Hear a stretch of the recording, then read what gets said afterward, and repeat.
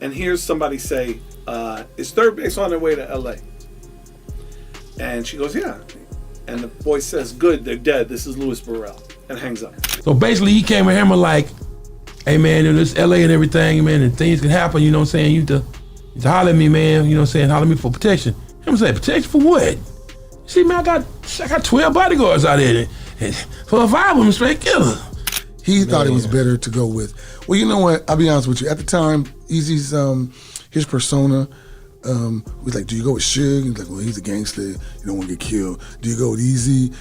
You hear all the stuff talking about, oh, he was taking the money. So we thought, oh, we'll go with the church boy. We'll go with MC Hammer, but he was the most gangster one of all of them. You probably think MC Hammer was just some flashy rapper with parachute pants and cheesy dance moves, right? But what if I told you, even Suge Knight, the man who built Death Row Records and intimidated half the rap game, didn't dare mess with him? This is the same MC Hammer who allegedly put a $50,000 hit on a rival rap group for one disrespectful lyric, and rolled so deep, Crip OGs apologized just to stay on his good side. The media made him look like a cartoon, but behind the scenes, MC Hammer was one of the most feared names in hip-hop. And Hammer, them, our people looking like, yeah, I'm waiting for you to move. Hammer, hey, what's up? He said, hey man, it's like this. I'll make one phone call, and all this will go away. Even Suge Knight, the man known for hanging Vanilla Ice off a balcony and running Death Row Records like a warlord, acted differently around Hammer. Back in the late 80s, Suge first crossed paths with Hammer. At the time, Hammer was climbing the charts with his upbeat image and clean lyrics. On the surface, he looked like the softest guy in the game. Now, Circus, the sister for the guys is myself, Tupac, and Snoop. So we sat down and we was eating and we was conversating. And me and Hammer go way back. So we was like, yeah, people trying to say Hammer's, shit ain't the bomb no more. So everybody's like, wait a minute, it ain't their decision to say what's good and what's not good. It's our decision. So we said, okay, we finna call Hammer and put Hammer on Death Row. And we gonna go in there and make a record and make Hammer go sell all the records that he normally would sell and show the world, because there's a lot of people imitating what Death Row does. But by 1994, that image cracked. Hammer dropped The Funky Headhunter, a darker, grittier album that caught the industry off guard. He wasn't smiling in this one. He wasn't dancing in shiny pants. He was letting people know he could get grimy too.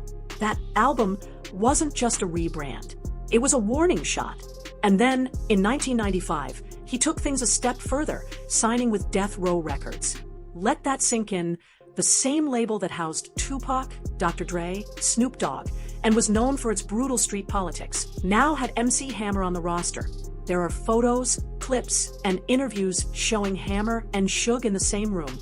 But what people noticed most wasn't the collaboration. It was Suge's body language. So Hammer, everybody's talking bullshit, but you fit Death Row, because you wear the right jewelry, enough cars like us. That's right. You like to work hard. That's right. And you see you riding with Oakland, you going to Oakland. Hard old town. And we got over here. It all started with a few slick words. A diss track from a New York rap group, Third Base, claimed their album was better than Hammer's. But in classic East Coast fashion, they didn't say it directly. They buried it in wordplay. One line in particular crossed the line. The cactus turned Hammer's mother out. To them, it was just a double entendre, a clever jab. To Hammer, it was personal, especially to his brother, Louis Burrell, who didn't just take it personally. He allegedly called Def Jam directly to say one thing: good, they're dead. So we were saying our album was doper, but we were saying it in New York slick shit. Like we had some slick talk coming out our mouth. Right. Hammer thought we were talking about us f***ing his mom. Oh. Whoever was on the phone said, hey, is Third Base still coming to LA? And she said yes. And the voice said, good, they're dead, and hung up the phone. The message was so direct that Def Jam panicked. Russell Simmons hired a streetwise figure named Barefoot Boogie to protect Third Base during their LA promo tour. But even with a bodyguard, things nearly went sideways. While signing autographs at a mall, MC Serch was surrounded. Members of the Crips approached, pulling up their rags, closing in with their hands on weapons. Serch was seconds from getting jumped, or worse, until Boogie stepped in, threw up signs, and de-escalated the situation before it turned into a headline. One of the Crips even told Serch straight to his face, "I love that record, but I was about to smoke you." Yeah, it's true. There's a hit. Rolling 60 Crips, 30,000 members, $50,000, dead. And it's one dude right in front of me who's got his hand on his ratchet, pulls down his mask and he goes, yo, man, I love that record, but I was finna smoke you right now, homie. And the dude right next to me comes over, he goes, yo, can I get an autograph, man? He's like, yo, homie, I was finna smoke you too. You know, Pookie didn't say nothing, I was finna smoke you, man. I call Russell. I said, yo, this shit is real. This shit is real. This motherfucker put a hit out on us over some lyrics. And that should have been it. A warning, a close call, a reason to lay low. But instead, Serch went on the radio the next day and called Hammer a B, accusing him of hiding behind gang members instead of squaring up like a man. Hours later, the station received a chilling call. A voice on the other end simply said, "Rolling 60s, we're going to kill him." That wasn't a diss. That was a death threat. Third Base bolted out of the station, got in their car, and noticed they were being followed. A second car, full of Crips, tailed them all the way to their hotel. Guns were pointed. Intentions were clear. Whoever was on the phone said, hey, is Third Base still coming to LA? And she said, yes. And the voice said, good, they're dead, and hung up the phone. Security grabs us. We run out the building. We get into the van. We start heading down the hill. There's two blue cars. And these dudes get out, Mac 11s, pointing at the vehicle. Pookie jumps out, throws his signs up. They get back in, they leave. When we went to sound check, the entire palace, which is next across the street from the Capitol building, you know, is circled by blue vehicles. Because the Rolling 60 got like 50,000 members. And they figure out that the only way to protect us to get into the palace that night is we have to go in as security. So we're in Kevlar, I think it was ACS Security was the name of the security company. We got the jackets, we got the hats, we got dark glasses. I'm saying goodbye to my girl, she's crying. What started as a few bars in a rap track had now spiraled into real-life consequences, and all signs pointed back to Hammer's camp. But that wasn't the only time someone found out how deep Hammer's ties really went. You know someone's dangerous when even OG gang leaders offer to protect them. That's exactly what happened one night in LA. After a show, MC Hammer and his crew were packing into vans when a wheelchair-bound man rolled up, flanked by a group of Crips. It was Michael Concepcion, one of the original founders of the Crips. He told Hammer he needed to haul at him, said LA was unpredictable and things could happen. Translation, pay for protection or else. But Hammer wasn't some out-of-town rapper playing tough. He looked Michael dead in the eye and said, protection? I got 12 bodyguards. 5 of them are killers. It's this dude in his wheelchair and about 4 or 5 dudes with him, you know, hanging out. I know they Crips because my cousins all Crips in LA. So I'm like, there's some gangbangers. What they doing out here? He's like, hey, I want to holler at you for a minute, Hammer. Now the thing is, Mike already knew who Hammer was because they did the video. Mm-hmm. We were on the same gang before. So I'm like, what? So basically he came with Hammer like, hey man, it's LA and everything, man, and things can happen, you know what I'm saying? You have to holler at me, man, you know what I'm saying? Holler at me for protection. I'm saying, protection for what? See, man, I got 12 bodyguards out there, and 4 or 5 of them straight killers. And he wasn't bluffing. Hammer's security wasn't made up of rent-a-cops. These were real street soldiers, loyal, experienced, and ready to ride. Still, Michael kept pressing, told Hammer that if he didn't fall in line, there might be consequences. That's when Hammer shut it all down. Calmly, you don't know who I know. I make one phone call, and all this, gone. And Hammer and our people looking like, yeah, I'm waiting for you to move. Hammer like, hey, what's up? He said, hey man, it's like this. I'll make one phone call, and all this will go away. No threats, no yelling, just facts. The next morning, Michael showed up again. Not to press, but to apologize. That's the level of respect Hammer commanded. He didn't need to throw punches. He didn't need to act tough. The streets already knew what he was capable of. But when Hammer did come down, he was like, hey, Hammer, let me holler at you for a minute, whatever. Lewis walked past him. This is Michael Concepcion? Yeah. Okay. Let me holler at you for a minute, man. Oh, man, hey, bro, I apologize, man. Hey, man, let me talk to you for a minute. And Hammer said, what's up, man? He said, man, I apologize for the thing. I didn't know, you know, the people you knew and whatever, this and that, and I apologize for what I did, brother. It's all good. We cool. We good. And Hammer's like, yeah, it's all right. And while most people only saw the dance moves and the TV appearances, the real ones, they knew Hammer wasn't a joke. MC Hammer wasn't just respected. He was connected, not through hype, not through industry politics, through bloodline. Hammer grew up in East Oakland, one of the grittiest environments in the country. And his family, deeply tied to Felix Mitchell, the legendary kingpin, who ran the 69 Mob, a drug empire that once made over $1 million a month. That wasn't just neighborhood gossip, that was FBI documented reality. Mitchell's crew controlled huge chunks of the city, and Hammer grew up right in the middle of it. One thing about Hammer from Northern California, and they have a different structure. They are more organized. Okay, Felix Mitchell, Mickey Moore, all of them dudes in East Oakland, San Pablo, they have a different structure. Even after the feds took Felix down in '85, Hammer's world didn't suddenly go clean. He and his brothers had already come up under that shadow. The discipline, the loyalty, the unspoken rules of how things were handled, he learned it young. That's what made the industry's version of MC Hammer so misleading. But despite those roots, despite everything he could have become, Hammer made a choice that no one expected. At the height of his fame, MC Hammer was everywhere: TV, magazines, movies, cartoons. To the public, he was unstoppable. But behind the scenes, the rap world was picking him apart. To some artists, Hammer was the definition of a sellout. Clean-cut, commercial, corporate, not real hip-hop. The hip-hop that Hammer was doing at the time was not indicative of what we thought was real hip-hop. Native Tongues, NWA, Queen Latifah, Eric B. and Rakim. You know, it wasn't. One of the loudest shots came from Ice Cube. In 1991, Cube dropped a music video for True to the Game and included a scene showing a rapper ditching streetwear for a flashy sequined outfit. The message was clear. He was mocking Hammer, but what Ice Cube didn't expect was for Hammer to show up. The story goes, someone called Hammer and told him Cube was eating at Roscoe's Chicken and Waffles in Hollywood. Benito also told a story about Ice Cube, said that Ice Cube, they ran up on Ice Cube at the Roscoe's Chicken and Waffles. In fact, when Ice Cube, he said it on this show, when Ice Cube came to New York, he came to work with our old producer from the Cactus.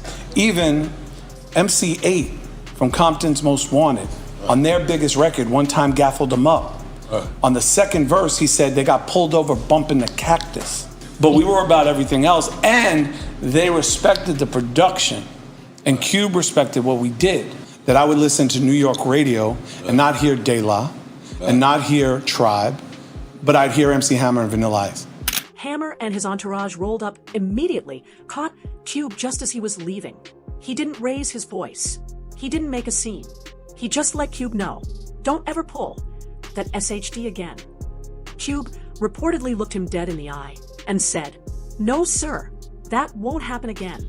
And that wasn't the only one. Redman made the same mistake, mocking Hammer and his family on a skit from his debut album. And after Redman's interview, I will never disrespect Hammer. Look, that goddamn MC Hammer, very serious about beef. Y'all motherfuckers laugh and y'all joke about Hammer. No. That nigga was deep with niggas. When he came to Oakland, Hammer's crew chased him out. Years later, on the set of Yo, MTV Raps, Hammer confronted him in person. He told him flat out, I don't allow anyone to talk about my mama. You understand me? Redman didn't argue. He just said, yes, sir. MC Hammer was there. That approached me. He was like, Red, I'm gonna tell you something, you young, but I don't allow nobody talking about my mama. You understand me? I said, yes, sir. Even years later, he admitted he was lucky to get out of Oakland in one piece. But as the industry kept testing him, Hammer stayed calm, because by then, his reputation already spoke louder than any track. Here's the thing about MC Hammer. He never threw up a set. He never branded himself as a gangster rapper.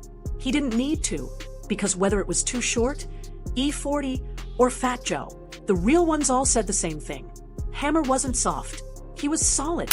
His entourage was something like I never seen in my life. Like it was literally 100 people. More than 100 people, probably. That's Like, actually it was how he. Wait, That's but actually it how was he, girls, yeah. guys, gangsters, dancers, Everybody. everybody. Fat Joe remembered running into Hammer at the Vegas airport. Hammer smiled, shook his hand, and then said, "But you know, I still get it poppin' if I have to." 40 wasn't surprised. He just nodded and said, "He's from Oakland. Of course he's connected." That was always the twist with Hammer.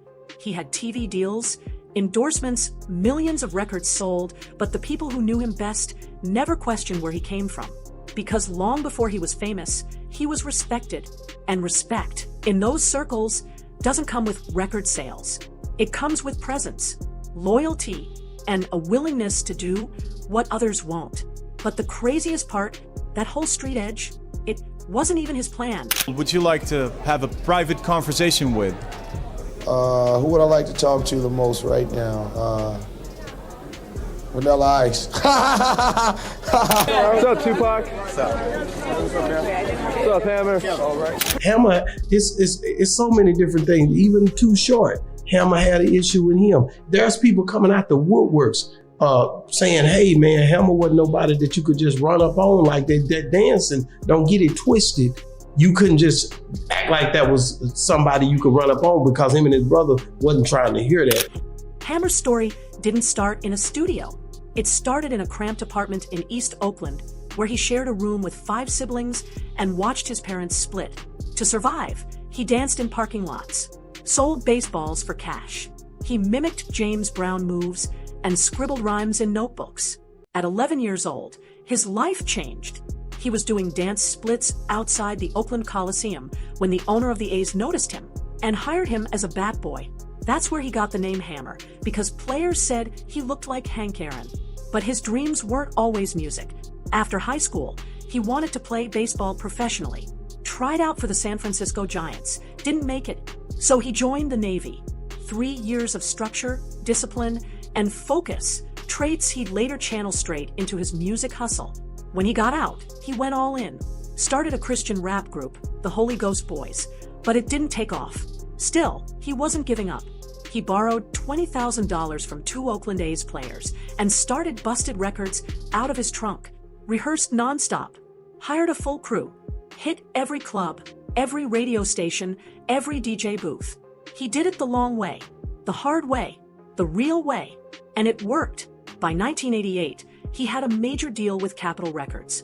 By 1990, he released Please Hammer, Don't Hurt, 22 million copies sold. And suddenly, he was a household name. But even then, with all that fame, Hammer never lost sight of what mattered most. I know who Hammer was affiliated with, and he wouldn't have to pay to tell somebody to somebody up. Because people would just do it. We from Oakland. Like he wouldn't even have to say it. If somebody was making Hammer uncomfortable, without him saying I'm uncomfortable, somebody around him would have came to you. For someone with deep street roots and serious weight behind his name, you'd think MC Hammer would use his platform to flex. But he didn't. Even at his peak, with all the power and connections, Hammer never glorified the violence he came from. Instead, he stayed focused on being a positive role model. He spoke to kids, he promoted faith, and he made music that made people feel good without losing who he was. It wasn't the most popular path in hip-hop, but it was the one that let him sleep at night. He saw what the street life could take from people. He saw how fast it could flip. And instead of turning that into a marketing tool, he tried to offer something better. MC Hammer wasn't soft. He wasn't just flashy pants and catchy hooks. He was a street-certified entrepreneur, a disciplined hustler, a man who made the world dance and made the industry fear him. He didn't have to talk tough, because everyone who crossed him already learned the truth. You can call him a sellout, you can call him pop, but you can't call him weak. He came from nothing, rose through structure, moved with killers, and chose to lead with peace. And in a genre built on respect, that makes him one of the realest to ever do it. mean, I said some great things about him in the book that I have coming out. Hammer and our people looking like, yeah, I'm waiting for you to move. Hammer, hey, what's up? He said, hey man, it's like this. I'll make one phone call and all this will go away. That wasn't like a cheap plug, but I really decoded. I really said some really nice. He's gonna be like embarrassed. Wow. You know, he's gonna be embarrassed. I said some really great things about him in the book and about people's perception of him and how he's from East Oakland. And you know, I said really great things about him. I said but you know, whatever it is what it is. He took it the wrong way. I didn't know it wasn't on the table. He thought it was better to go with. Well, you know what? I'll be honest with you. At the time, Eazy's his persona was like, do you go with Suge? He's like, well, he's a gangster. You don't want to get killed. Do you go with Eazy? You hear all the stuff talking about, oh, he was taking the money. So we thought, oh, we'll go with the church boy. We'll go with MC Hammer, but he was the most gangster one of all. MC Hammer was there. That approached me. He was like, Red, I'm gonna tell you something, you young, but I don't allow nobody talking about my mama. You understand me? I said, yes, sir. Jay-Z backed down from a rapper known for parachute pants. Sounds crazy, right? But when Jay threw a slick jab at MC Hammer in 2010, he didn't expect what came next. Tweets filled with devil talk, a diss track that baptized his clone in the woods, and whispers of a $50,000 hit. Hammer wasn't just a dancer. He was connected, respected, feared. Even Suge Knight warned people not to mess with him. So why did Jay-Z go silent? Let's get into the beef no one saw coming.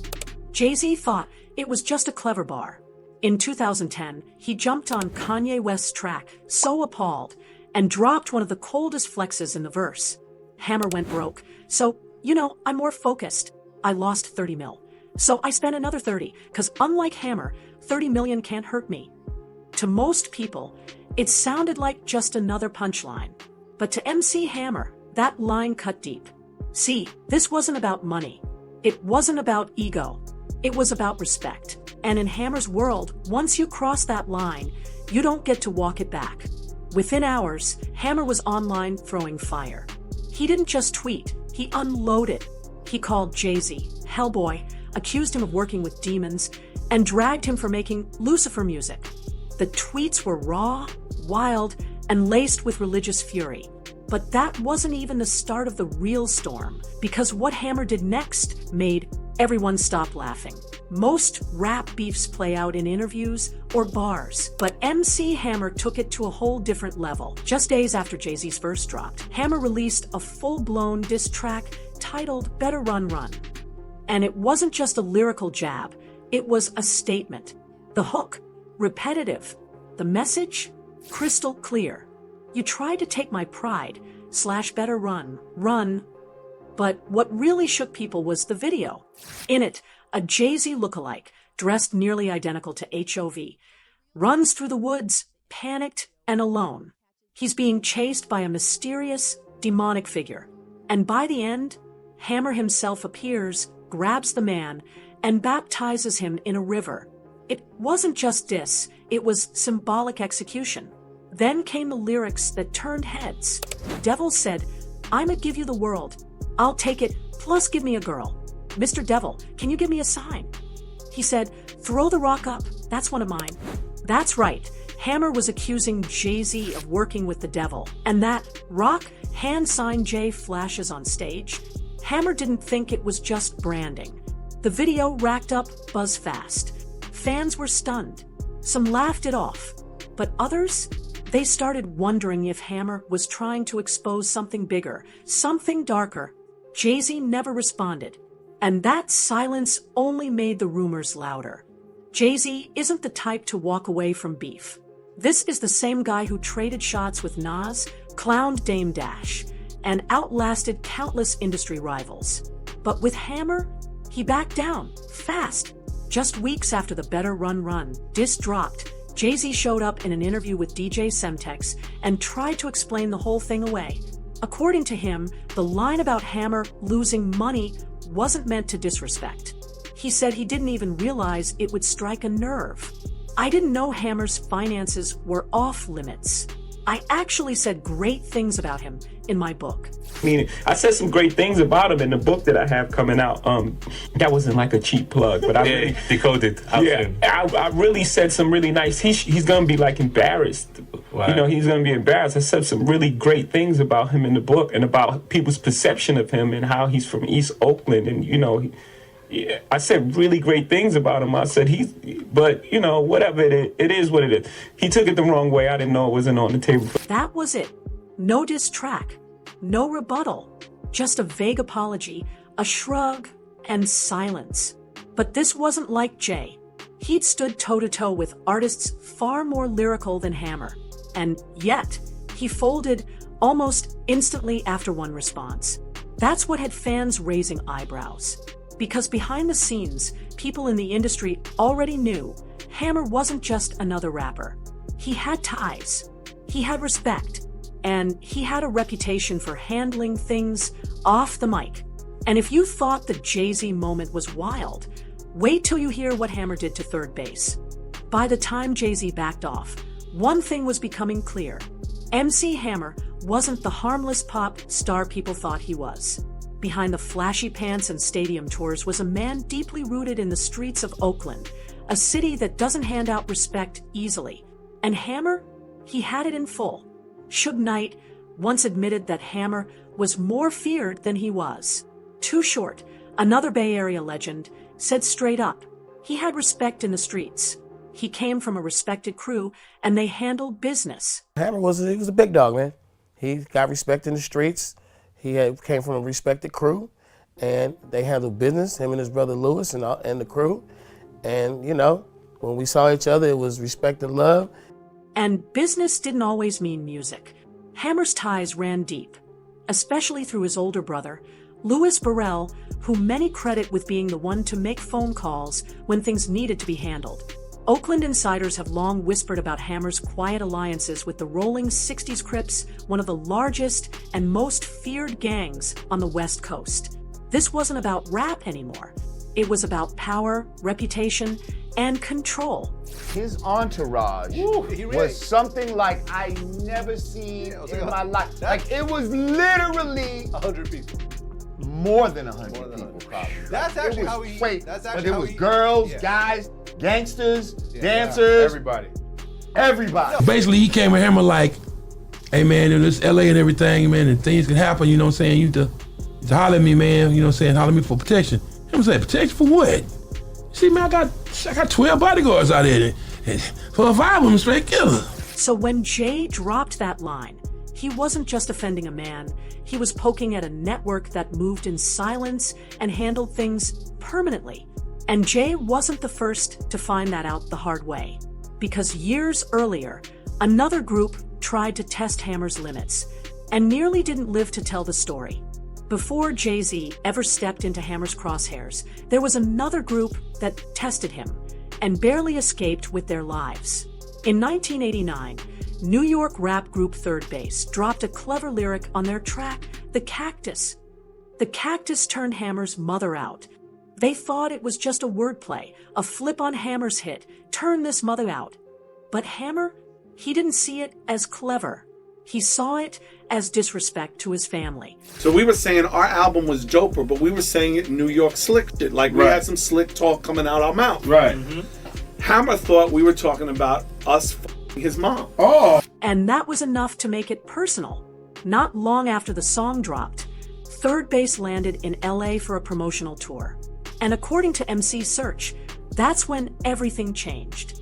During an appearance on The Ed Lover Show, Serch revealed that just before they boarded their flight, Def Jam's president got a chilling phone call, allegedly from Hammer's brother.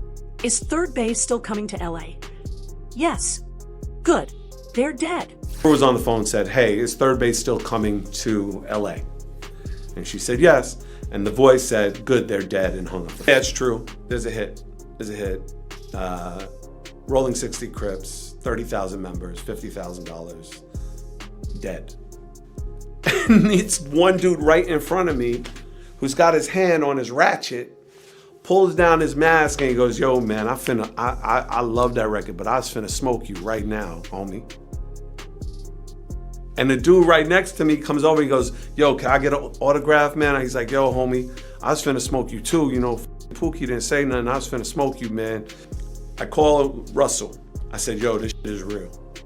This shit is real. This motherfucker put a hit out on us over some lyrics. It wasn't just talk. Once they arrived in LA, they were swarmed, radio stations, interviews, appearances, all monitored. At one point, a Crip called into a live broadcast, warning them not to leave the building. Security rushed in, threw them in a van, and tried to get them to the airport. But as they drove, a car started tailing them. Windows rolled down. Mac 11s pointed directly at them. Security grabs us, we run out the building. We get into the van, we start heading down the hill. There's 2 blue cars. And these dudes get out, Mac 11s, pointing at the vehicle. Pookie jumps out, throws his signs up, they get back in, they leave. When we went to sound check, the entire palace, which is across the street from the Capitol building, you know, is circled by blue vehicles.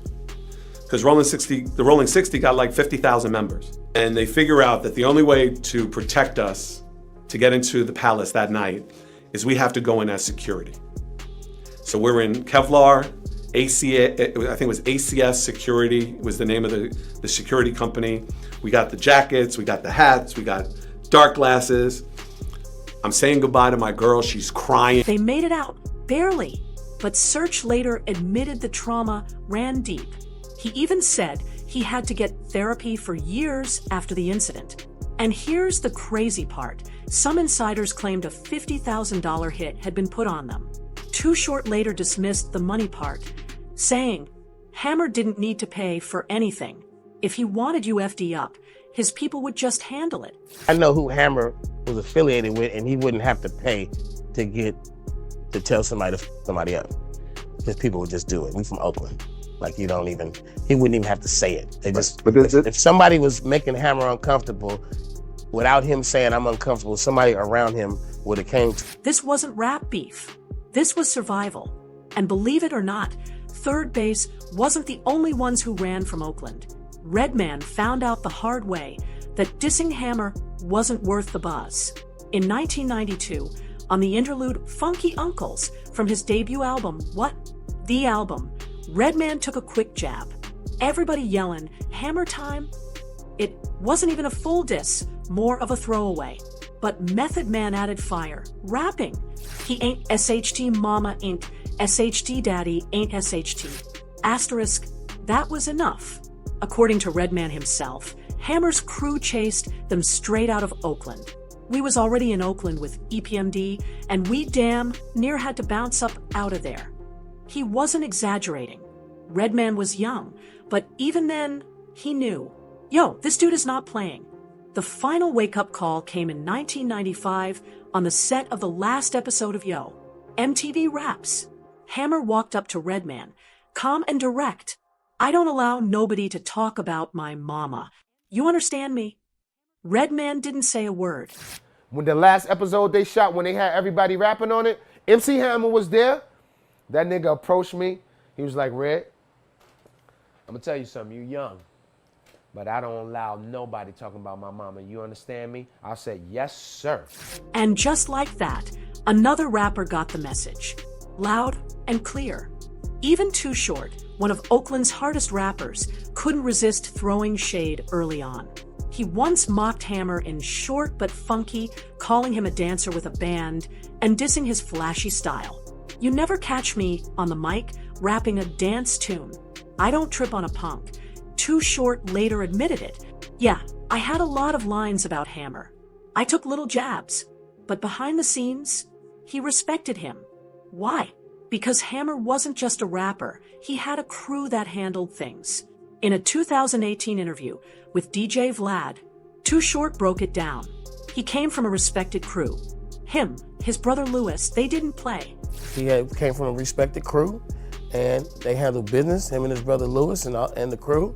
And, you know, when we saw each other, it was respect and love. And about that supposed $50,000 hit on MC Serch, Too Short wasn't convinced the number was real, but he didn't doubt the threat.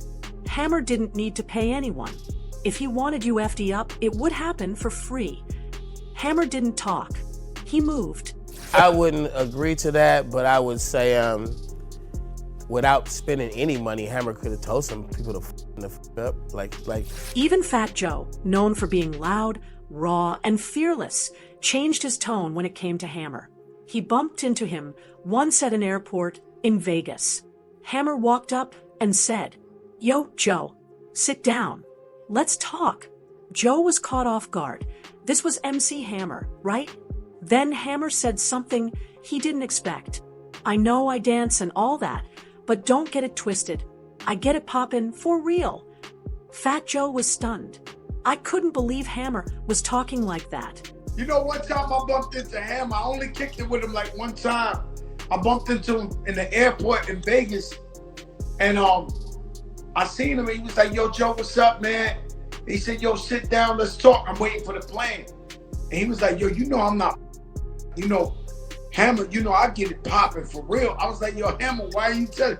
He said, "Nah, because I do the dance and all that. They don't think that."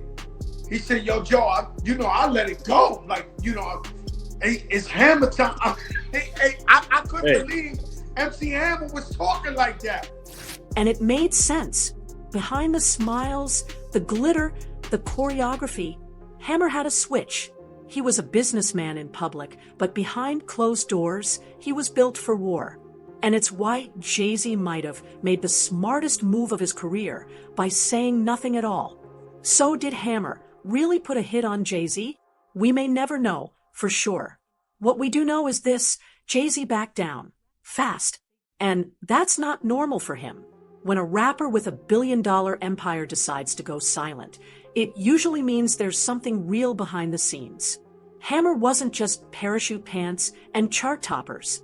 He was power. He was protection. He was feared by some of the toughest men in hip-hop. Suge Knight, Redman, Too Short, Third Base, Fat Joe, they all backed off eventually. Some barely walked away. And when you see someone like Jay-Z pull the plug before it escalates, it's not weakness, it's wisdom. Because sometimes the guy everyone laughs at is the one nobody should ever cross. That goddamn MC Hammer, very serious about beef. Y'all laugh and y'all joke about Hammer. No. That was deep. Whoever was on the phone said, "Hey, is Third Base still coming to LA?" And she said, "Yes." And the voice said, "Good, they're dead," and hung up the phone. I know who Hammer was affiliated with, and he wouldn't have to pay to tell somebody to f somebody up. Because people would just do it. We from Oakland. Like, he wouldn't even have to say it. If somebody was making Hammer uncomfortable, without him saying "I'm uncomfortable," somebody around him would have came to you and said, "Quit making Hammer uncomfortable." Hammer was raw dog. He did his thing. I actually used to like him. From the time he was real twisted. He'd be talking shit about Hammer, but run up on him. Hammer beat you. I bet he'll beat your mouth. Everybody talks about Diddy like he's the boogeyman of hip-hop. But what if I told you the one man even he wouldn't cross wore parachute pants, danced across stages? And could have you gone without lifting a finger? This is the part of MC Hammer's story they never wanted you to hear. You can't touch this. Now, what person in the world would you like to have a private conversation with? Who would I like to talk to the most right now? Vanilla Ice. For most people, MC Hammer was just the guy in shiny pants who danced across MTV and made your auntie scream, "Hammer time." But behind the iconic moves and pop beats was a man you did not want to cross. While other rappers flexed tough in lyrics, Hammer didn't need to say a word. His people made the message clear. If you even slightly made Hammer uncomfortable, someone from his circle might show up at your door, uninvited. Whether people understand it or not, there is a certain amount of murder and depth that comes along with the game. That's a part of doing business. And here's the thing, Hammer didn't have to pay them. These weren't bodyguards for hire. They were loyal, connected, and had deep roots in Oakland's roughest streets. He never had to make threats. The energy around him did all the talking. Rappers laughed at his image, but nobody laughed when they were face to face. Because in real life, Hammer wasn't about theatrics. He was about respect. And if you cross that line, well, that's when things got serious. MC Hammer was there. That nigga approached me. He was like, Red, I'm gonna tell you something, you young, but I don't allow nobody talking about my mama. You understand me? I said, yes, sir. Because, yo, we was already in Oakland. These days, everyone throws Diddy's name around like he's hip-hop's final boss. But real ones know there was one man even Diddy wouldn't test, and Suge Knight, the same Suge who allegedly hung people off balconies. Word on the street is that Suge Knight feared Hammer. Let that sink in. The man behind "You Can't Touch This" had Suge Knight, a literal legend in intimidation, watching his step. That wasn't because of some music beef. It was because Hammer didn't play. He moved different. He wasn't loud about it. He didn't tweet threats or throw subs on tracks. His world was quieter, more dangerous. When something needed handling, it got handled behind closed doors. So Hammer, you know, everybody talking bullshit, but you fit death row because you wear the right jewelry, enough cars like us. That's right. You like to work hard. That's right. And you see you riding with Oakland, you going to Oakland. Hard Oak Town. And you know we got over here. Up with 619, there you go. Oh, that's right. There you 415, 510, Saw Hotel. Penitentiary hookup, huh? Penitentiary hookup. All right, cool, man. Ghetto time. Things got real when MC Hammer felt disrespected. It started with a lyric, a slick East Coast jab from the group Third Base. The Cactus turned Hammer's mother out. On the surface, it was just a clever play on words, hip-hop wordplay at its finest. But for MC Hammer, that line crossed a line you don't come back from.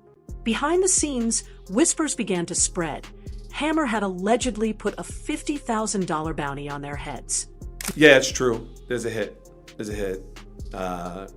Rolling 60 Crips, 30,000 members, $50,000, dead. And it's one dude right in front of me who's got his hand on his ratchet, pulls down his mask and he goes, yo, man, I love that record, but I was finna smoke you right now, homie. And the dude right next to me comes over, he goes, yo, can I get an autograph, man? He's like, yo, homie, I was finna smoke you too. You know, fuck, he didn't say nothing. I was finna smoke you, man. I call Russell. I said, yo, this shit is real. This shit is real. This could put a hit out on us over some lyrics. Not a diss track, not a public clapback, a hit. And the warning didn't come in a verse. It came mid-flight, over the phone. MC Serch remembers it vividly.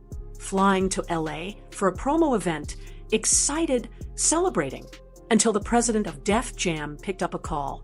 The voice on the other end, good, they're dead. It was Hammer's brother, Louis Burrell. The message was clear. LA wasn't safe. When the group landed, everything changed. They had to hide in hotel rooms, Kevlar vests, disguises, security escorts. Why? Because the Rolling 60s Crips, one of the most feared street gangs in the country, were now involved. Armed men circling the venue, streets on lock, blue cars outside every corner of the club. This wasn't hype. It wasn't rap fantasy. This was a near-death situation triggered by one line in a song. And years later, MC Serch admitted he's still not over it. 3 days a week of therapy for over 2 decades. That's how real it got. Whoever was on the phone said, hey, is Third Base still coming to LA? And she said, yes. And the voice said, good, they're dead, and hung up the phone. Security grabs us. We run out the building. We get into the van. We start heading down the hill. There's 2 blue cars.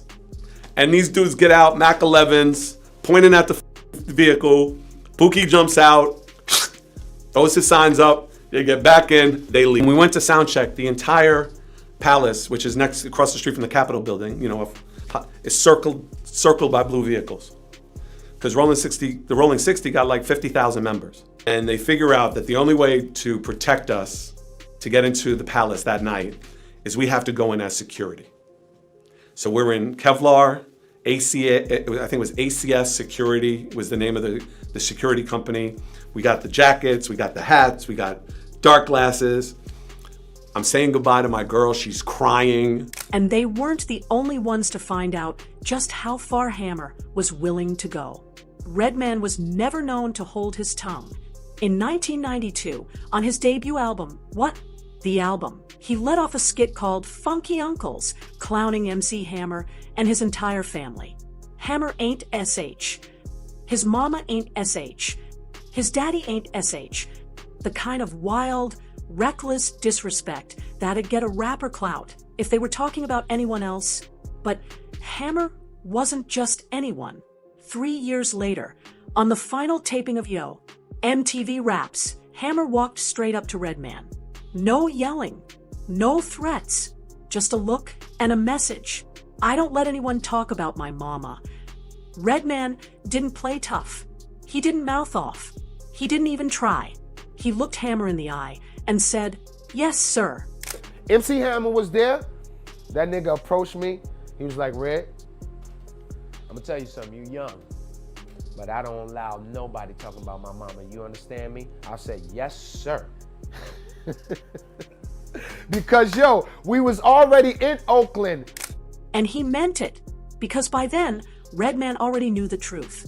After dropping that diss, he'd been chased out of Oakland by Hammer's people. Surrounded, outnumbered, almost boxed in. He'd seen what Hammer's team, 357, and the rest were capable of. Real muscle, no rap cap. Years later, Redman retold the story like a man who barely escaped something bigger than himself. Not out of shame, but respect.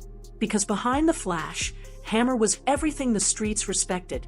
Connected, composed, and ready to move without warning. And Hammer never had to raise his voice to prove it. But this wasn't just about beef. This was about code. And Hammer lived by it. Before the fame, before the gold chains, before the fear, there was Stanley Kirk Burrell, a kid growing up in a cramped 3-bedroom apartment in East Oakland, packed in with 8 siblings and a single mother fighting to keep food on the table. His father, a gambling casino manager who also played poker professionally. Survival wasn't just part of life, it was life. From a young age, Hammer hustled. He sold stray baseballs in the parking lots outside the Oakland Coliseum. He danced for coins with a beatboxer by his side. Not for fun, for survival. And it was right there, outside the ballpark, that he caught the eye of Oakland A's owner Charlie Finley, who hired him at just 11 years old to be a bat boy. But he wasn't just picking up bats, he was watching everything. Finley even nicknamed him Pipeline because Hammer knew what was happening in the clubhouse before anyone else. He was sharp, observant, loyal, traits that would follow him into adulthood, but with higher stakes, much higher. By high school, he had dreams of playing pro baseball, but those dreams didn't pan out. So what did he do? He pivoted, joined the Navy, served 3 years, got out, and when the military was done with him, he didn't chase fame. He built it. Hammer started from scratch, borrowing $2,000 from former A's players to launch his own record label. Within a few years, he had over 100 employees and an empire that screamed independence. But don't mistake business success for softness. The hunger that built Hammer never left him. And that hunger came with rules. Respect wasn't optional. So when he entered the rap game, he didn't come to fit in, he came to take over. MC Hammer didn't just make it. He steamrolled his way into the spotlight. In 1988, while performing at a club in Oakland, he caught the eye of a major label exec who didn't know his name, but knew one thing: this man was a star. Soon after, Hammer signed a multi-album deal with Capitol Records, backed by a jaw-dropping $1.75 million advance. That kind of money was unheard of for a rapper at the time. And Capitol, they got their money's worth. Hammer wasn't just a rapper, he was a movement. Explosive dance routines, radio-dominating singles, sold-out shows, endorsements, cartoons. Everywhere you looked, it was Hammer time. But with that commercial success came a strange assumption, that he had gone soft, that the flashy suits and shiny shoes meant the streets had left him. They hadn't. If anything, the more famous he got, the more dangerous it became to disrespect him. Because now Hammer wasn't just respected in Oakland. He had the money, the reach, and the silence of a man who didn't need to explain himself. When other rappers dissed each other in songs, Hammer didn't grab a mic. He made calls. Rumors swirled that anyone who crossed him ended up apologizing or disappearing from the conversation entirely.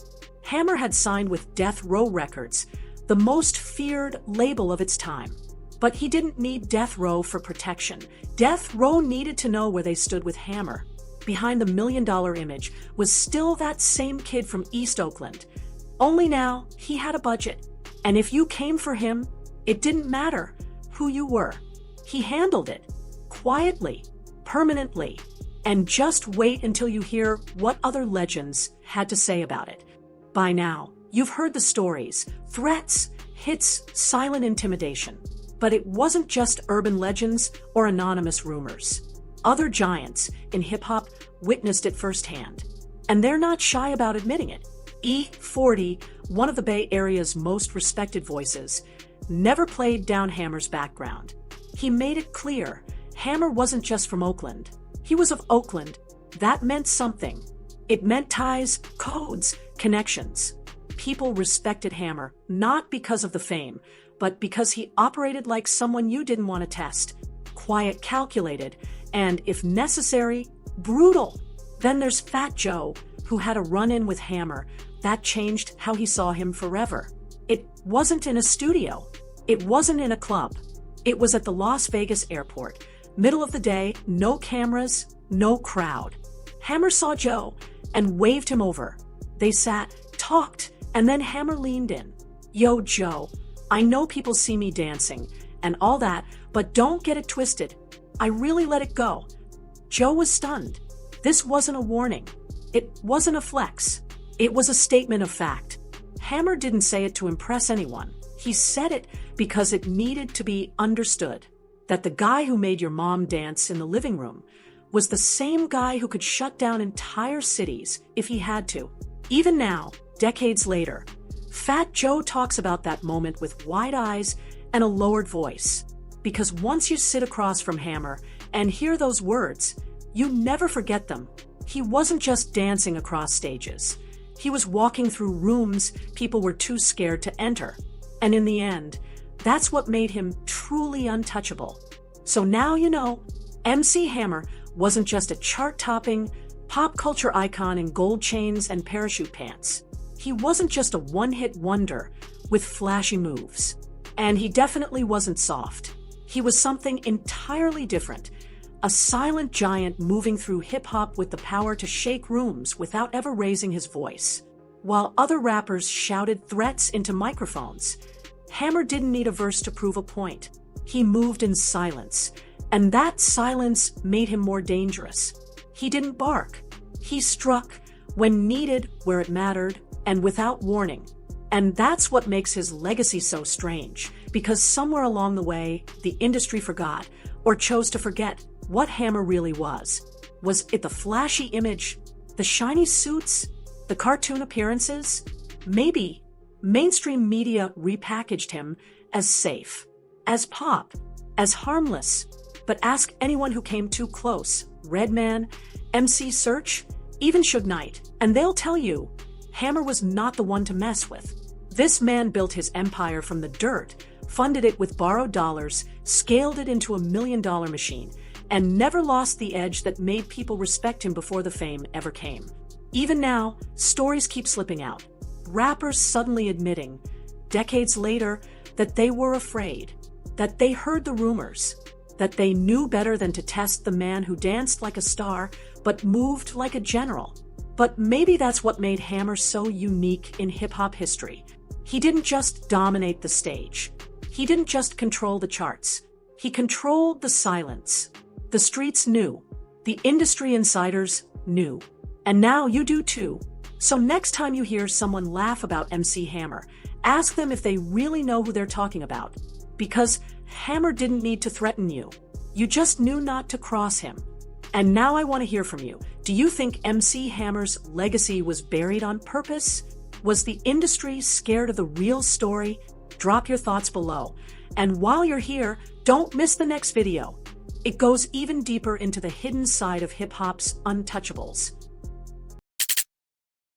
I've even had a record company, and I don't want to lamb-blast nobody's name or anything, but they told me, Hammer, you know what the problem is?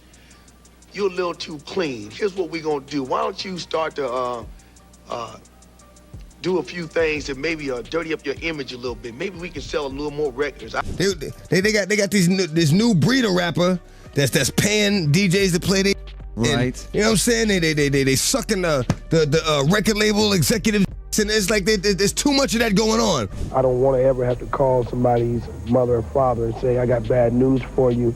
They found your daughter this morning dead on 10th Street about 4 o'clock. I think the first question from that parent mind would be, Hammer, I let my daughter go with you. What was she doing out at 4 o'clock in the morning on 10th Street? So therefore, I accept my responsibility, and if I get labeled a disciplinarian. He told Diddy to his face, I'm not with your freak-off shit. And after that, Diddy never came near him again. This wasn't just beef. This was a silent war between the industry's most protected puppets and the few real ones who couldn't be bought, DMX and MC Hammer. To most people, it sounds like a wild rumor. But to anyone who really knew DMX, it made perfect sense. He was one of the few rappers who didn't play the industry's game, and the industry hated him for it. DMX didn't bite his tongue. He didn't show up to the exclusive parties. He didn't cozy up to label execs for favors. And he definitely wasn't selling his soul for fame. The same goes for MC Hammer. Yeah, the flashy guy in the parachute pants. Behind the dance moves was a man who took his crew seriously, protected them like family, and refused to let the machine chew them up and spit them out. While artists like Diddy built empires by playing the game and keeping secrets, DMX and Hammer stood alone. And what happened to them because of that? They got erased, mocked, and blackballed. But now, their stories are being re-examined. And the truth is starting to hit harder than ever. Because when you're the one person in the room who won't bow down, you become a threat. And the industry knew it. Before the suits started whispering in his ear, MC Hammer was exactly what they say they wanted, clean, positive, and wildly successful. But that was the problem. He was too clean. One record label even told him outright, you're a little too squeaky. Maybe start dirtying up your image. We'll sell more records. Let that sink in. A man making millions, moving units, influencing kids in a good way. And their plan was to ruin that. Why? Because a clean image doesn't give them control. They wanted Hammer out in the clubs, in scandals, and deep in the chaos they could manipulate. But Hammer said no. And here's where it gets crazier. See me at every party, every industry party, all the clubs. I go somewhere quiet, man, shoot pool with me and my mans and them. You know what I'm saying? That's the type of shit. That's type of shit. You know what I'm saying? Remote control cars, jump on the four-wheelers, you know what I mean? I ain't with all that in the club, throwing it up and all that bullshit. Instead of partying, he was out here holding his team accountable. Curfews, bed checks, tour rules. People laughed, called him a control freak. But you know what Hammer said? I don't ever want to call a parent and tell them we found their daughter dead at 4 a.m. on 10th Street. That's not industry talk. That's real life. That's a man accepting responsibility when nobody else would. And it didn't stop there. Hammer didn't just protect. He empowered. The dancers signed to his label. His crew on his payroll. Everything he built, he tried to bring people up with him. But the industry doesn't reward protectors. They reward predators. And just when you think that's as bad as it gets, wait till you see what they tried to pull with DMX. Now, if Hammer was the protector, DMX was the warrior. Raw, unfiltered, and absolutely fearless. And when the industry came knocking, he didn't just ignore them. He confronted them. It all started when Diddy tried to sign him. At first, Diddy passed, said DMX wasn't the right fit for Bad Boy. But the moment Def Jam showed interest, Diddy came crawling back.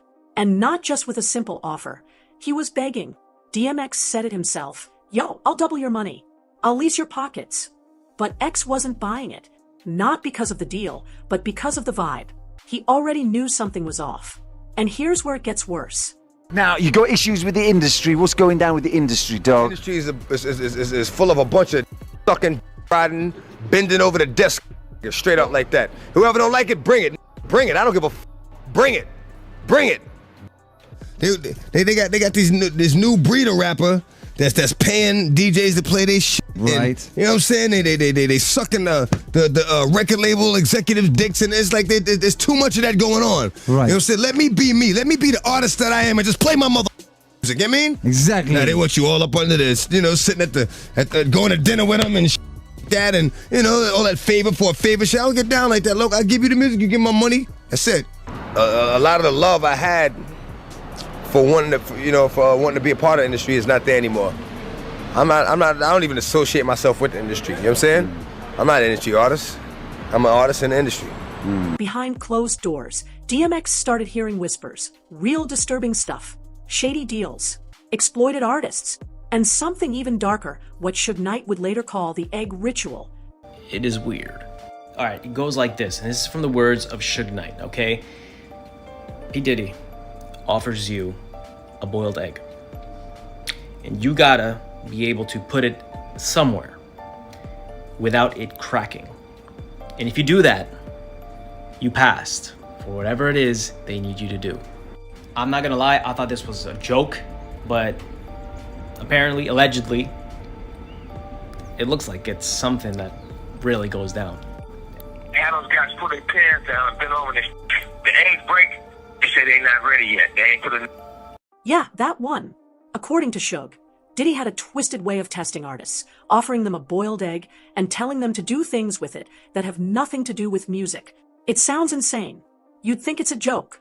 But multiple people started saying the same thing. DMX? He wasn't laughing. In fact, he allegedly pressed Diddy about it to his face, told him flat out that if that's what came with the deal, he wasn't interested. And just like that, Diddy backed off. He never brought it up again, because he knew DMX wasn't one of the weak ones. He couldn't be bent. But that's not the end of it, because once you reject the system, it starts working against you. And DMX? He was just getting started. Turning down Diddy? That was just the beginning. DMX didn't just reject the offer. He rejected the entire game. And the industry doesn't forget that. After that, things started moving quietly. Too quietly. X noticed his videos weren't getting proper airplay. Labels started stalling his releases. Promos vanished. Suddenly, he was hearing things like, "We don't want your two videos competing with each other." But guess what? Other artists were running 3 at the same time, back to back. He wasn't imagining it. He was being sidelined, on purpose. And when DMX realized what was happening, he didn't schedule a meeting. He threw a punch. Literally. One of the execs caught a face full of reality. And from that point on, X stopped going to the office altogether. But wait, it gets worse. They weren't just trying to silence his music. They were trying to erase him entirely. DMX had millions of fans, a voice like thunder, and lyrics that hit people's spirit. But none of that mattered when the system decided you weren't cooperative. Meanwhile, Hammer was catching his own heat. Not because he failed, but because he wouldn't loosen up, wouldn't party, wouldn't let his dancers run wild, wouldn't play puppet. They said he was too controlling. But Hammer wasn't on a power trip. He was protecting young people from the very same dark system trying to pull them in. And this is the part no one talks about. The industry rewards submission, not strength. Play along, and you get the fame, the deals, the awards. Resist, you disappear. But here's the twist. Neither DMX nor Hammer disappeared. They got louder. And next, you'll see exactly what they stood for and why it terrified the entire machine. By now, it's clear DMX and MC Hammer weren't just artists. They were men with a code. And in an industry where selling out is the norm, that code made them dangerous. DMX wasn't trying to climb the industry ladder. He was too busy keeping his soul intact. While other rappers were whining and dining execs, DMX was out in the streets, preaching the truth through a mic. Not for clout, not for chart positions, for the people. He never played the fame game, didn't care about flashing money, didn't chase fashion trends. And he sure as hell didn't let anyone take him shopping, a phrase he used to clown rappers who let execs dress them like dolls. Hammer? Same energy, just a different style. People mocked the dancing, the flashy pants, the pop appeal, but they didn't know who they were talking about. Hammer was no industry clown. He was respected in the streets. Deeply. Oakland knew it. His crew knew it. And so did the label bosses behind closed doors. They didn't get shook by MC Hammer, bro. You know, Hammer was a big dog, man. He got respect in the streets. He came from a respected crew. They handled business, him and his brother Lewis and the crew. Without spending any money, Hammer could have told some people to him the up. I know who Hammer was affiliated with, and he wouldn't have to pay. We from Oakland. You be talking about Hammer, but run up on it. Hammer beat your I bet he'll beat your monk ass. Run up on Hammer. That goddamn MC Hammer, very serious about beef. Oh, you gonna talk about my dancing pants? I see you. And he will whoop out. And after Redman's interview, I will never disrespect Hammer. His entourage was something like I never seen in my life. Like it was literally 100 people. More than 100 people, probably. That's Like, actually it was, how he. Wait, That's but actually it how was he, girls, yeah. guys, gangsters, dancers, everybody. Everybody. I go right on Hammer because they said he is that real, and it was like. Here's the part nobody wants to admit. Neither of these men had scandals with women. In an industry drowning in NDAs, cover-ups, and abuse stories, DMX and Hammer stood out for the opposite reason. Nothing ever came out. No misconduct. No shady NDAs. No creepy stories from women years later. Even DMX, wild as he was, never caught a single accusation of crossing the line with a woman. Not one. And it gets even more real. You remember Aaliyah? There were always rumors they dated. But when you watch them together, it wasn't romantic. It was respectful. DMX spoke about her like a guardian, not a guy looking for attention. And when she passed, he didn't jump on the moment for clout. He mourned her like family. Even Aaliyah's mother said he had a heart of gold. That kind of energy, you can't fake that. And the industry couldn't stand it. Because when you're that real, they can't exploit you. And if they can't exploit you, they can't control you.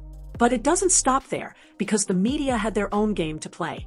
And next, we get into how the image they painted of DMX and Hammer was nothing like the truth. Now here's where it gets blatantly obvious. When you've got real ones like DMX and Hammer standing on principle, refusing to fold, the industry doesn't just stay quiet. They attack. But they don't come at you directly. They send the media. DMX was painted as everything they could throw at him. Unstable, dangerous, addicted, angry, violent. The headlines made him look like a ticking time bomb. Arrest after arrest, mugshot after mugshot. But not once did any of those stories involve abuse, misconduct, or women saying he crossed a line. Think about that. The media ran his name through the dirt for years, but the one thing they could never pin on him was being a predator. Because he wasn't one. In an industry where that's disturbingly common, DMX was wild, but he had a moral code. And Hammer? They tried to erase him a different way.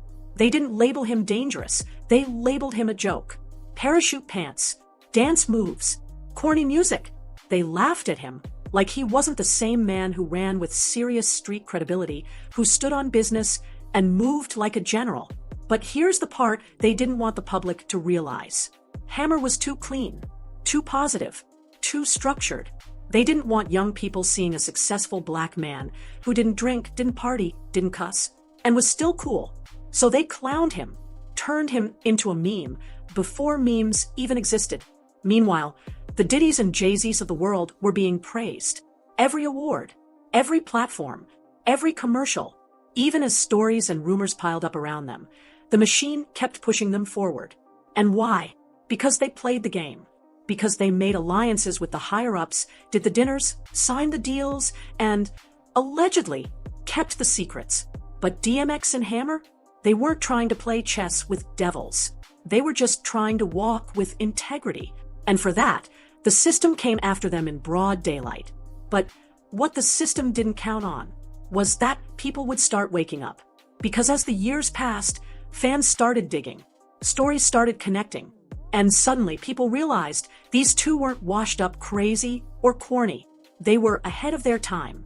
And in the next part, we break down just how deep that connection between X and Hammer really ran. and why the industry feared them even more together than apart. DMX and MC Hammer couldn't have been more different on the surface. One was raw, street, and spiritual. The other was polished, positive, and precise. But underneath, they were the same. Both stood on values. Both walked away from power when it came with a price. Both protected their people, whether that meant punching a label exec in the face or enforcing curfews on tour. And while they weren't constantly seen together, there was real mutual respect. People close to both men said Hammer admired DMX's fearlessness, and DMX respected Hammer's discipline. They saw through the smoke, the lies, the labels, and they saw each other clearly. That kind of brotherhood, it doesn't need press releases. It shows in the way they moved, the things they refused to say yes to, and the way they were both quietly punished for staying solid. It wasn't about clicks. It wasn't about clout.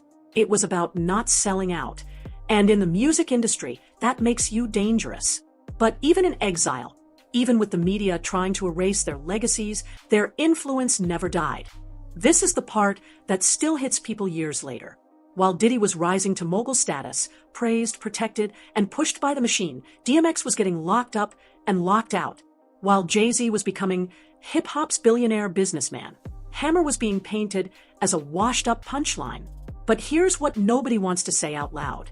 The ones they couldn't use, they buried. DMX didn't attend the right parties.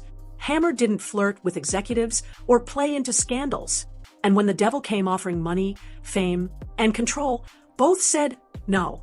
They weren't perfect, but they were real. They stood for something. And that's exactly why they were feared. Because you can't blackmail someone who has nothing to hide. You can't control someone who already walked away from the system. And you can't exploit a man who knows his worth without your contract. That's why their stories were suppressed.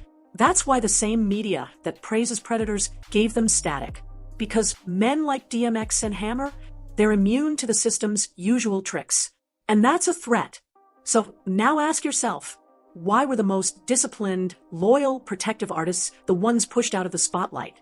Why were the wildest headlines thrown at DMX, but none of them involved harming women or abusing power?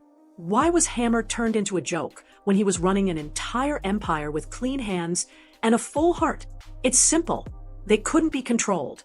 DMX and MC Hammer weren't industry darlings. They were too real, too honest, too grounded.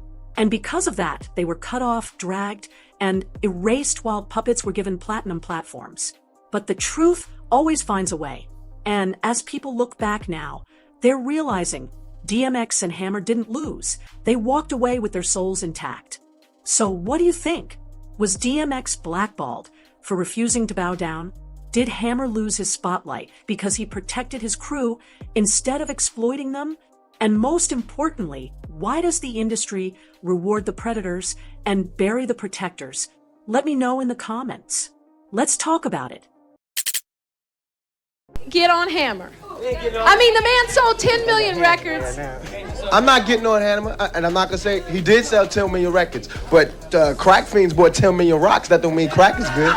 That goddamn MC Hammer, very serious about beef. Y'all laugh and y'all joke about Hammer. No.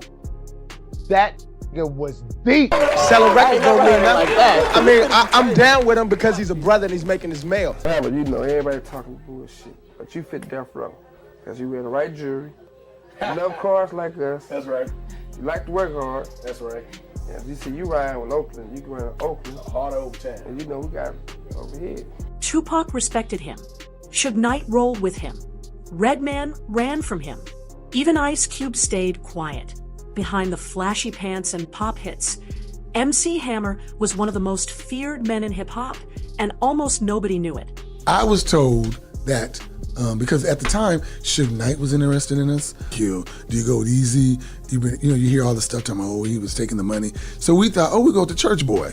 We'll go with MC Hammer, but he was the most gangster one of all of them. I heard about it. Before he had millions, before the world knew his name, MC Hammer was just Stanley Kirk Burrell, a kid trying to survive the streets of East Oakland, one of the toughest neighborhoods in California.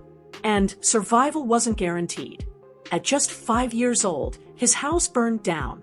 His parents split, By the time most kids were learning to ride bikes, Hammer was learning how to navigate a world that didn't care if he made it. But even in the middle of chaos, he had something rare: hustle, real hustle.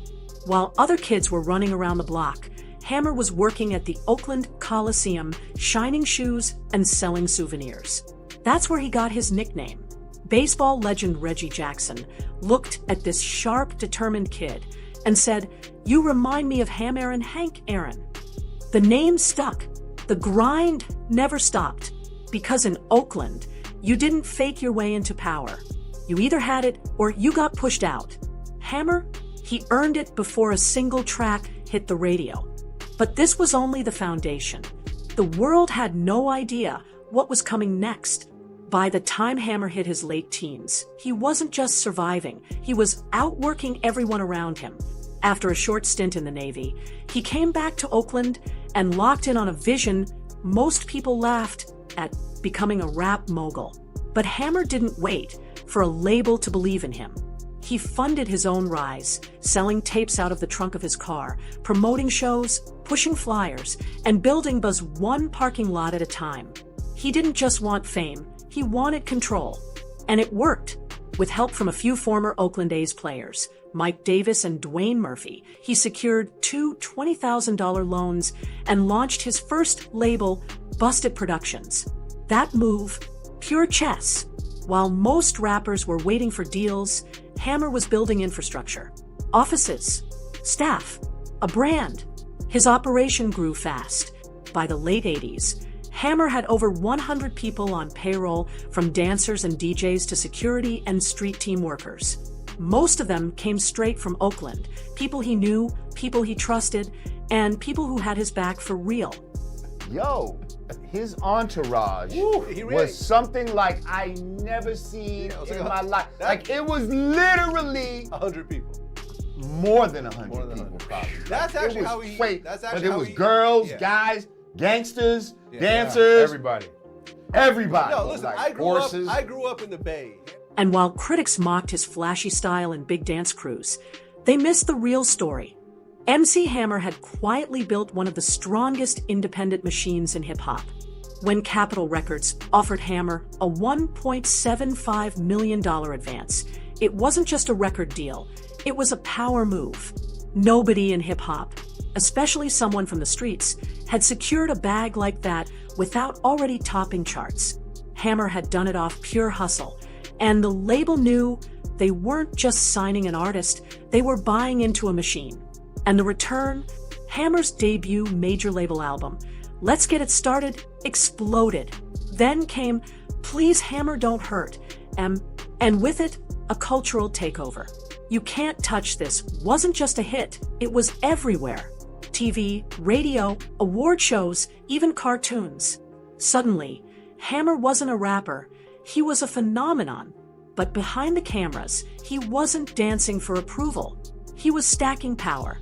He had marketing strategies big labels couldn't even match. Flashy visuals, massive dance crews, full-blown tours that felt like Super Bowl halftime shows. And yet, the industry still didn't respect him. To them, Hammer was too commercial, too clean, too flashy. But what they didn't realize was that Hammer didn't care what they thought. Because in the background, he was still calling shots. And if you disrespected him, the consequences weren't just lyrical. I've even had a record company, and I don't want to lambaste nobody's name or anything, but they told me, Hammer, you know what the problem is? You're a little too clean. Here's what we're going to do. Why don't you start to do a few things that maybe dirty up your image a little bit. Maybe we can sell a little more records. I know who Hammer was affiliated with, and he wouldn't have to pay to tell somebody to somebody up. Because people would just do it. We from Oakland. Like, he wouldn't even have to say it. They just, if somebody was making Hammer uncomfortable, without him saying I'm uncomfortable, somebody around him would have came to you. It's this dude in his wheelchair and about 4 or 5 dudes with him, hanging out. I know they Crips because my cousins all Crips in LA. So I'm like, there's some gangbangers. What they doing out here? He's like, hey, I want to holler at you for a minute, Hammer. Now the thing is, Mike already knew who Hammer was because they did the video. Mm-hmm. We all in the same gang before. So I'm like, what? So basically he came with Hammer like, hey man, it's LA and everything, man, and things can happen, you know what I'm saying? You to holler at me, man, you know what I'm saying? Holler at me for protection. I'm saying, protection for what? See, man, I got 12 bodyguards out there, and for 5 of them straight killers. By the mid-90s, MC Hammer had made his money, broken records, and built an empire. But instead of coasting off pop success, he made a move that shocked the entire industry. He signed with Death Row Records. This wasn't just a label. It was the epicenter of chaos in hip-hop. Run by Suge Knight, home to Tupac, Dr. Dre, and Snoop Dogg, Death Row was known for violence, power plays, and intimidation. And somehow, MC Hammer walked in like he'd always belonged. To outsiders, it made no sense. Why would a pop rapper join the most feared label in the game? But those who really knew Hammer weren't surprised. Because the truth was, he already had the streets. Now, he was just making it official. Even Tupac, who once saw Hammer as a sellout, changed his tune. The two worked together in the studio, and Pac quickly realized Hammer wasn't some manufactured star. He was the real deal. Respected, connected, feared. But Hammer didn't need to raise his voice or play tough to earn that respect. He carried himself with a calm, focused energy that made people listen. Even in a room full of killers, Hammer didn't need to posture. His name carried enough weight on its own. And it wouldn't take long before the industry learned that lesson the hard way. Tupac, one of the most fearless voices in hip-hop, had doubts about Hammer at first. Get on Hammer. I mean, the man sold 10 million records. I'm not getting on Hammer, and I'm not gonna say he did sell 10 million records, but crack fiends bought 10 million rocks. That don't mean crack is good. Selling records don't mean nothing. I mean, I'm down with him because he's a brother and he's making his mail. To Pac, Hammer seemed like a sellout, too mainstream, too polished. But once Hammer joined Death Row, everything shifted. They worked together, spent time in the studio. And as Pac watched how Hammer carried himself, the loyalty, the composure, the quiet power, his respect grew fast. Tupac started to understand, this dude's not fake. He's just smarter than most of us. What's up, Tupac? What's up? What's up, Hammer? It's game from Oakland. He's talking about Oakland, the spirit, the culture, the ancestors. The Pac I was with was his last 8 months at Death Row. I was with him every day. But you ain't never heard me talk about no stories on nobody's platform.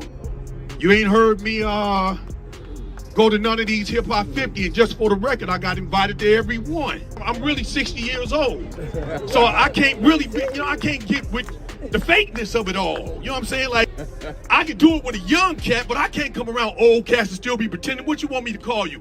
6-shooter, X6-shooter. Man, come on, man. Ain't none of your bodies turned up yet.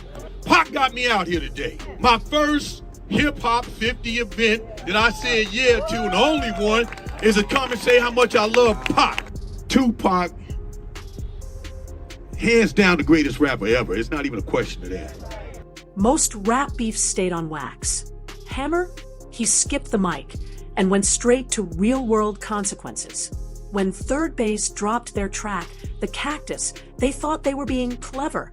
A slick little line compared their album to Hammer's. The Cactus turned Hammer's mother out.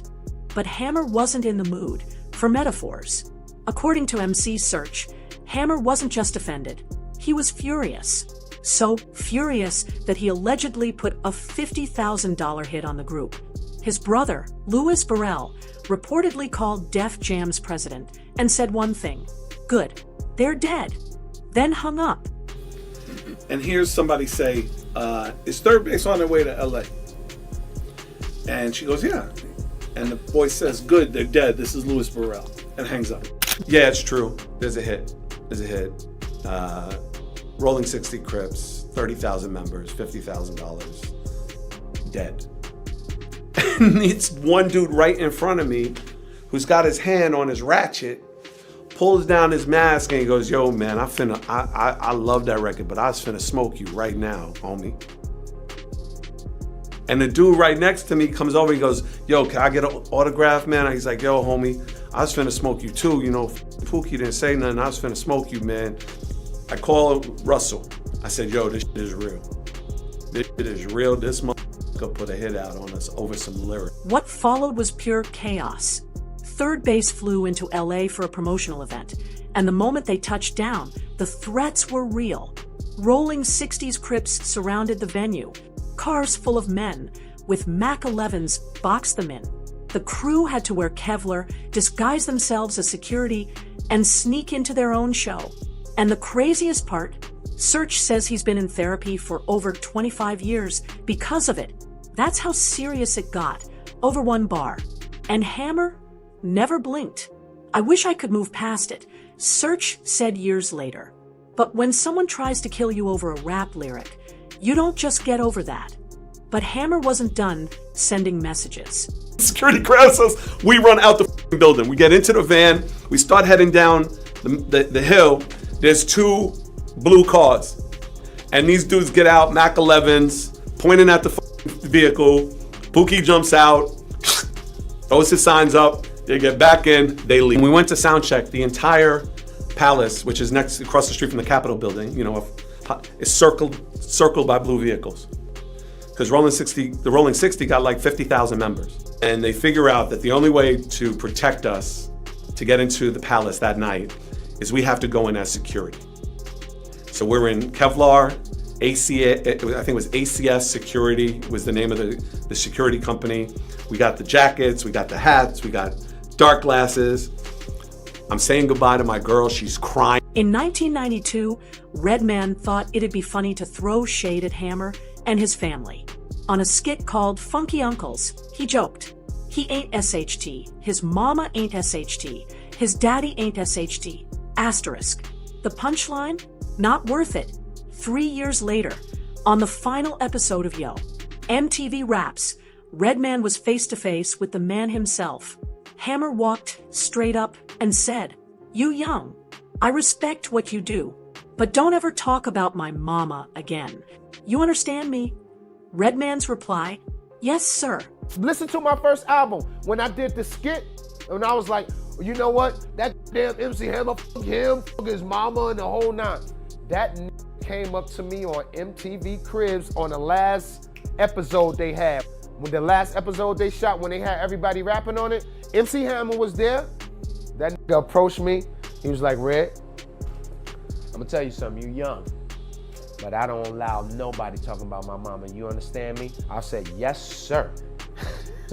He wasn't playing tough anymore because he had already seen how Oakland moved.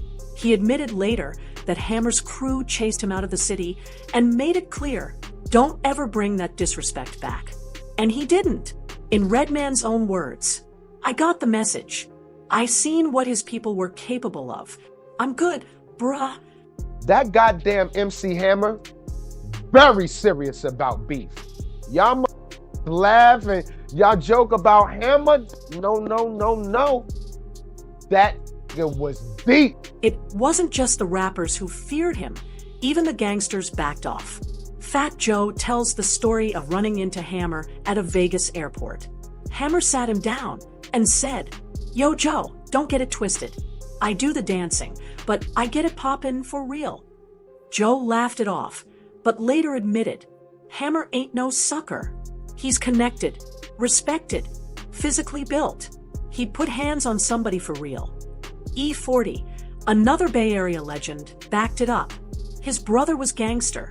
Hammer's from Oakland. He don't have to say much. Everybody knows what it is. This was the part of Hammer the world never saw. While the media mocked his pants, real ones knew better than to speak his name recklessly. Hammer, our people looking like, yeah, I'm waiting for you to move. Hammer, hey, what's up? He said, "Hey man, it's like this. I'll make one phone call and all this will go away." MC Hammer isn't just a rapper from the 90s. He's not just a pop act with shiny pants and a few dance moves. He was a blueprint for business, for power, and for keeping it real without ever having to say it twice. He didn't flash guns. He didn't threaten on tracks. But behind the scenes, his word was enough. His reputation solidified in silence. So the next time someone laughs at MC Hammer, Remind them. Suge Knight feared him. Redman apologized. Third Base ran. Tupac respected him. Because real gangsters don't need to say they're gangsters. They just make one phone call. And everything gets quiet. You know, when I say things, like, I think people believe me so much that they take it a different way. It's not like, it's not rap anymore at that point. Now it's like in a personal attack. I didn't mean it. I said some great things about him in the book that I have coming out.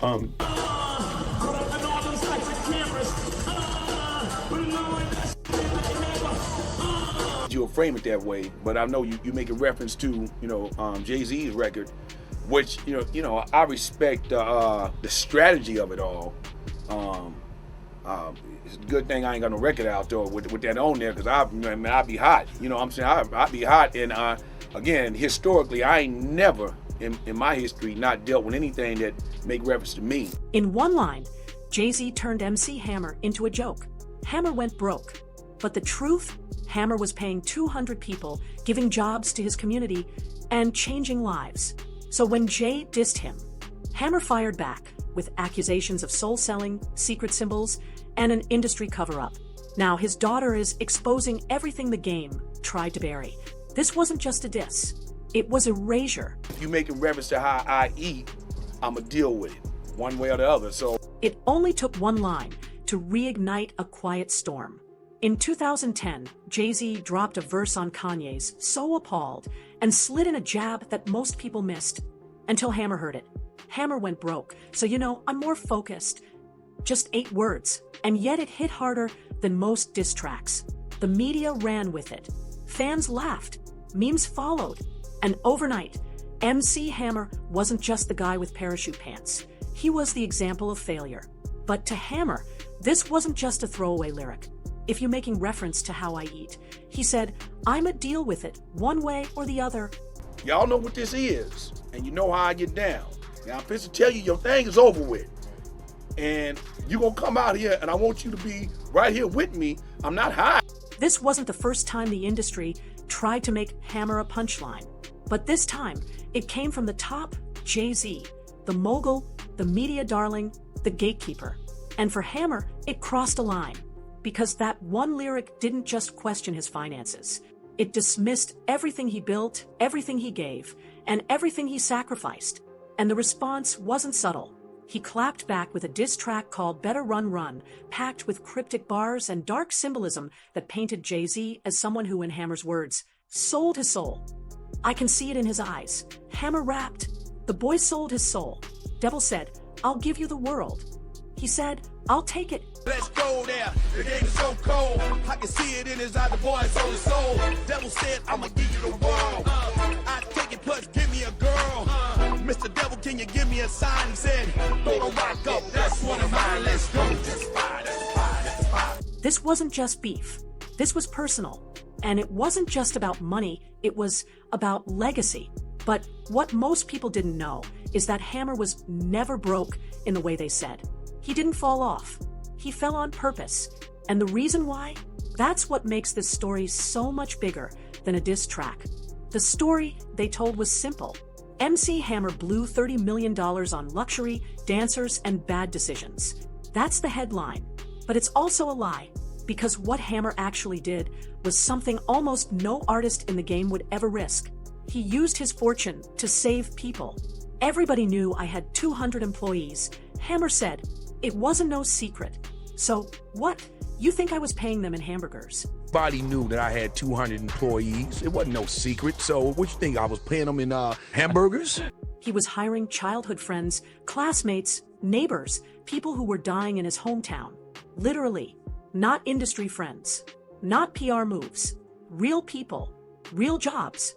Real lives. Some of the people that were dying were my classmates, my neighbors. He recalled. I'd call home and ask about John. John's dead. What you mean John's dead? He was alive 2 weeks ago. Somebody was paying that payroll. I was doing that. So if you wanted to now say the story is MC Hammer just pissed his money off when you knew that I was employing 200 people from my community, it said more about you than it did about me. We were dying. This is the real thing. It's not fake. Go and look at the murder rate in my city at the time. Some of the people that were dying were my classmates, my neighbors. So when I had the Hammer thing, I would literally call home. I'd be on the road. I'd call home. I say, hey, what John doing? What you mean what John doing? John dead. I said, what you mean John is dead? I just talked to him 2 weeks ago. He said, yeah, John dead, and Sam killed him. Sam lived 2 houses down from John. Let me speak to Sam then. Hey, Sam, man, check this out, man. Why? Well, I said, why don't you come out here on the road with me, man? I can give you $30,000 a year. I can't give you what you're making on the block, but, man, I can't have you keep doing what you're doing. I mean, you killing the very cats we grew up with. Well, 10 turned to 20. Hammer was calling folks off the block and offering them salaries. Not handouts, jobs. Come on the road with me. I can give you $30K a year. I can't match what you're making in the streets, but I can keep you alive. And that's exactly what he did for over 200 people. So when the media framed it as reckless spending, it wasn't just disrespectful. It was erasure, because this wasn't about money. This was about who gets to be celebrated and who gets rewritten. If you now want to say the story is MC Hammer just pissed his money off, he said, when you knew I was employing 200 people from my community, it says more about you than it does about me. Hammer wasn't broke. He was broken by the system for choosing people over profit. But that's not a story the industry likes to tell, because it reveals what hip-hop has never wanted to confront. You know, Hammer was a big dog, man. He got respect in the streets. He came from a respected crew, and they handled business, him and his brother Lewis and the crew. And, you know, when we saw each other, it was respect and love. That you can do everything right and still get buried. When Jay-Z dropped that now infamous line, most rappers would have shrugged it off. Hammer didn't.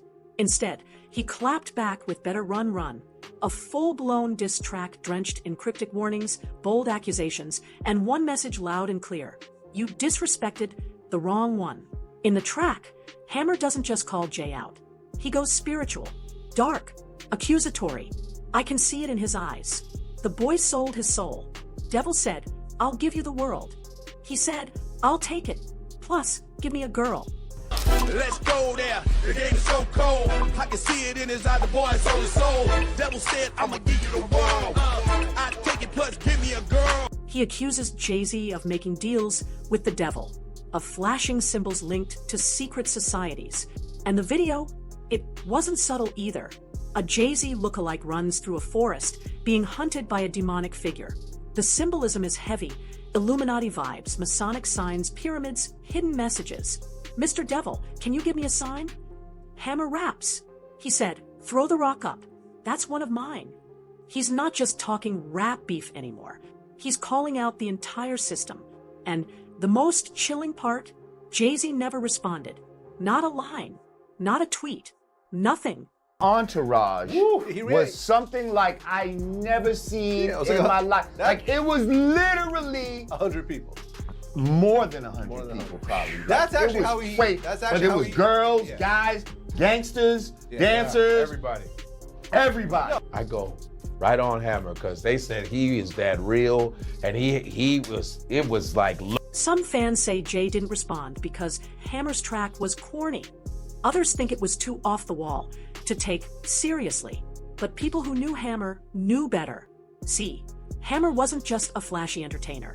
He was connected, deeply connected to the streets. You be talking about Hammer, one man said, but run up on him. Hammer beat your ass. This wasn't bravado. It was fact. Hammer had a real entourage, over 100 deep. Not security guards, real ones. Friends from Oakland, ex-street dudes, people who didn't need to prove anything. Hammer was a big dog, one OG said. He came from a respected crew. He didn't need to pay nobody to handle business. I wouldn't agree to that, but I would say without spending any money, Hammer could have told some people to fuck him the fuck up. Like that wouldn't have been, it wouldn't have, I know who Hammer was affiliated with, and he wouldn't have to pay to tell somebody to fuck somebody up. His people would just do it. We from Oakland. Like he wouldn't even have to say it. They just, right. If somebody was making Hammer uncomfortable, without him saying I'm uncomfortable, somebody around him would have came to you and said, quit making Hammer uncomfortable. Right. It would have been like a no negotiable. So when Jay took a jab, he wasn't just poking a has-been. He was stepping into a lane he wasn't built for. And Hammer made it clear he wasn't hiding. I'm fixin' to tell you it's over with. You gonna come out here? I want you right here with me. This wasn't just music, it was personal. And for Jay, silence might have been the safest move. I said some great things about him in the book that I have coming out.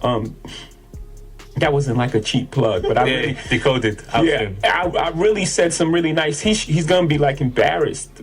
Wow. You know, he's gonna be embarrassed. I said some really great things about him in the book and about people's perception of him and how he's from East Oakland. And you know, I said really great things about him. I said but you know, whatever it is what it is. But here's where it gets even darker. According to Hammer's daughter, Akiba Burrell Hammer, this wasn't just a rap battle. It was part of a long, quiet campaign to erase her father's legacy permanently. She says the jokes, the mockery, the silence around his contributions wasn't random. It was intentional, because Hammer didn't play the game the industry wanted. He gave away money instead of hoarding it. He uplifted people instead of stepping on them. And worst of all, he stayed clean. Listen to my first album, when I did the skit, and I was like, you know what? That goddamn MC Hammer, him, his mama, and the whole nine. That nigga came up to me on MTV Cribs on the last episode they had, where everybody out on, not MTV Cribs, sorry about that, I'm zoned. On the last Dr. Dre and Ed Lover on MTV, when they had the last episode. Yo MTV Raps. Yeah, Yo MTV Raps. When the last episode they shot, when they had everybody rapping on it, MC Hammer was there. That nigga approached me. He was like, Red, I'm gonna tell you something, you young, but I don't allow nobody talking about my mama. You understand me? I said, yes, sir. While others built legacies on betrayal, ego, and control, Hammer raised 5 kids, stayed married for nearly 4 decades, and lived outside the spotlight. It was really hard watching my dad be mocked constantly, Akiba said, especially when the next generation was just starting to see what he really did for the culture. To her, Jay's diss wasn't just disrespect. It was an attack on everything Hammer stood for. And unlike most rap beefs, this one didn't fade. It festered because the damage wasn't just to Hammer's image. It was to his entire family. Let's be real for a second. Hammer gave away millions helping others, and they clowned him. Jay-Z cheated, collabed with predators, and walked through scandals untouched. He's been linked to R. Kelly stayed silent during serious allegations and was confirmed to have cheated on Beyoncé multiple times. He's also been connected to rumors about young stars like Aaliyah and Foxy Brown in ways that still spark debate online. But somehow, Hammer's the one who lost everything. One man gets mocked for falling off while saving lives, a fan wrote, and the other gets praised as an icon while stepping over people. The industry didn't just pick a favorite, it picked a narrative, and Hammer didn't fit. But here's what the industry couldn't erase: Hammer's impact. This was a man who took hip-hop global. He was selling out stadiums when most rappers were still local. He had endorsement deals, international tours, a whole media empire. And he brought people with him. He wasn't just the guy with the pants. One old school artist said, he was the blueprint for the bag. He didn't just break barriers. He broke the mold. But he didn't play along. And the cost? Everything. And yet, he never begged for flowers. He stayed quiet, focused, humble. Until now. This wasn't just about a lyric. It was about the system choosing image over integrity, power over principle. Hammer didn't lose his legacy. It was stolen, twisted, then sold back to the world as a joke. And now, thanks to his daughter, fans, and people finally telling the truth, that narrative is falling apart. Because when you really look at the facts, the question isn't, why did Hammer fall off? The real question is, why did the industry make sure he did? So now you've seen the side of MC Hammer the industry tried to bury. Do you think Jay-Z crossed the line with that lyric? Or was Hammer's response exactly what the culture needed? Drop your thoughts in the comments. I want to hear from you. And if you believe legends like Hammer deserve more than just silence, hit that like button, subscribe for more real stories, and share this with someone who only knew half the truth. Because the industry might try to erase the past, but we're here to bring it back.